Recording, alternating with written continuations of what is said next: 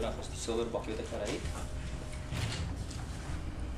So die 24 is ook naby voor van hom. Dus die werksbakkie, die silwer Dis kleurige die silwer werksbakkie wat ek gery het, ja. Daardie voertuig is se bande, is dit ook 'n unieke buitengewone band of wat sou jy dit? Die bande wat daarop was ook 'n redelike gewilde band geweest. Ek het 'n goeie rede gehad om nie werk toe te gaan nie. Ek het gedink ek gaan vir my baas laat weet dat ek nie gesteld is nie, want ek was die vorige dag by 'n begrafnis geweest. So ek kon iets geëet het wat my maag omgekrap het.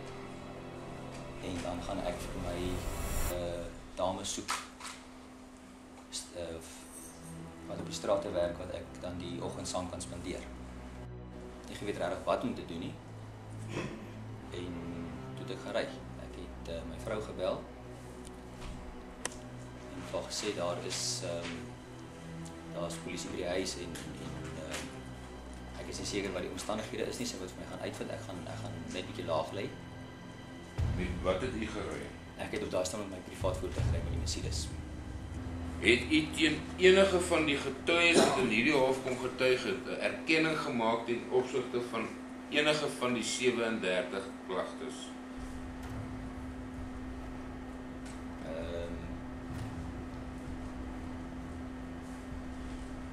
Vrywillig Ek sal dit so sê, ons laat die bekentenis uit wat aangevoer word, ja. 'n bekentenis is. Nee. Ek ken nie so 'n persoon nie. Was u in Carletonville op Sondag 19 September 2010? Ek kan nie so ver terug regtig onthou waar was ek, wat het daar presies nie. Want ek het ramme. Meneer, is dit nie so dat u vir die vrou laat weet dat u gaan werk toe nie?